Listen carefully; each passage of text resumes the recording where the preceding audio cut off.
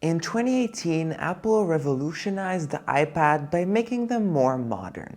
With the introduction of Face ID, better displays, faster processors, thinner bezels, and most important of all, an Apple Pencil, it attracted so many pro users. Very similar to the iPhone X, the iPad Pro revolutionized the whole industry. But that's not the end. Apple is back, but not revolutionizing, but continuing their journey of perfection. Hello everyone and welcome back to another video. Today we're going to take a look at the iPad Pro 2020 that was just released. Now let's review it after having it for a little while. Now we have a faster processor, an ultra-wide lens, a LiDAR sensor, and a keyboard with a trackpad coming in May. It will allow you to make your iPad into a laptop. Let's talk about upgrading, because there are many people talking whether these features make it worth the upgrade. Keep in mind, many people don't upgrade their devices, especially the iPad Pro, every single year. It's more like every 2 or 3 years, and this period is actually getting longer and longer. So since all of us know this, including Apple, then why is there a new iPad Pro so often? Well, so that when you decide to upgrade, you have the best possible version to last you a very long time. If you are at the point of wanting to buy a new iPad Pro, here is what you can expect. Starting with the design, most of the 2020 iPad Pro resembles greatly the previous model. The display is still a 120Hz LCD display with a P3 wide color gamut, referred to by Apple as the Liquid Retina display. The Face ID camera still remains at 7 megapixels compared to the new 12 megapixel camera on the iPhone 11 series, and no slow fees. Further, the camera still remains in the portrait position instead of the landscape one, so when working on the iPad Pro, I would say most of us prefer working when it's in landscape mode, so it's still a little frustrating. The iPad Pro still comes as the 11-inch or the 12.9-inch with the space gray or silver colors. You are still able to use the second generation Apple Pencil, which charges inductively and is attached magnetically on the top. Usually it is expected that Apple uses the new generation processor, adds some GPU processing power, and adds an X to the end, and beat all the benchmarks. However, this year, Apple decided to keep the previous version, the A12, and create the A12Z. Apple claims the changes in this processor make it up to 2.6 times faster than its predecessor. Now, why on earth would Apple put an A12Z and not an A13X as they usually would? It is probably because they focused on the GPU performance instead of an increase in speed. But the speeds will not be entirely known until the apps update and we can really see how they perform.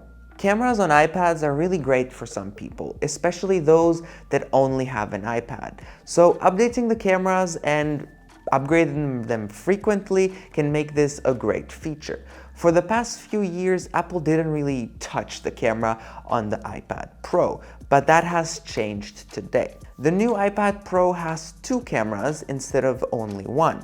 The wide-angle lens comes at 12 megapixels with an aperture of 1.8, while the ultra-wide-angle lens comes at 10 megapixels with an aperture of 2.4. Both of these can shoot up to 4K, but it's not as good as on the current iPhone 11 series. It would have been great to see the full camera with the triple lens setup on the iPad Pro with all the features. Further, there is still no portrait mode like there is on the iPhone. You might argue that there is a button, but it flips around into the selfie mode, which, okay. At the end, these cameras are the best in an iPad by far. Before you consider the cameras as garbage, you have to count in the LiDAR. Now, what is LiDAR? It is a time-of-flight sensor that can measure the time it takes for the light to bounce off an object up to 5 meters indoor and outdoor. These are particularly useful in augmented reality that Apple has been putting a lot of their effort into.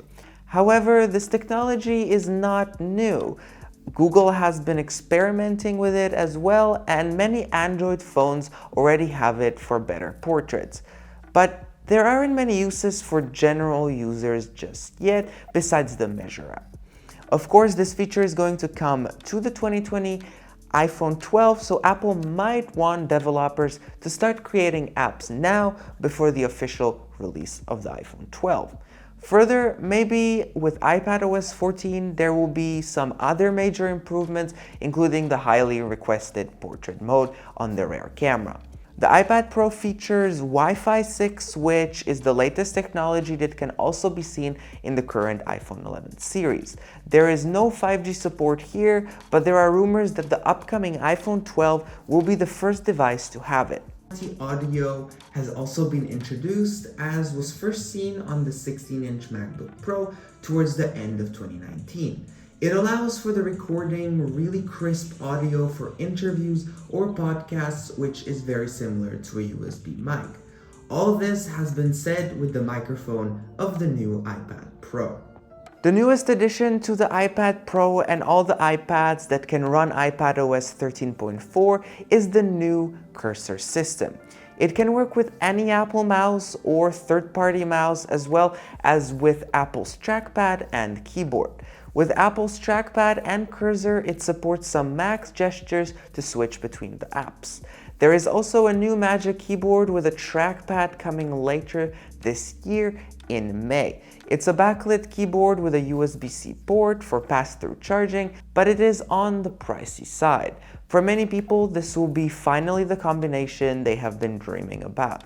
The regular iPad still dominates the market, so with the addition of all these features to this device, it will be truly becoming amazing.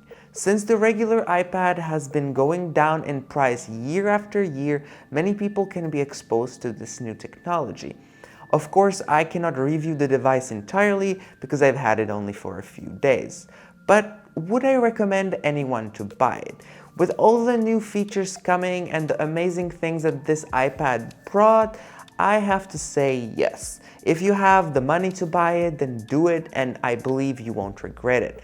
However, if you have a current iPad Pro and you are happy with it, then save up the money for the next generation for even more additions. If you enjoyed the video, then please do leave a like, subscribe, and hit the bell to stay notified when I release my next video. Also, if you missed my previous video, then please click the card shown up here. Okay, take care, and I will see you in my next video.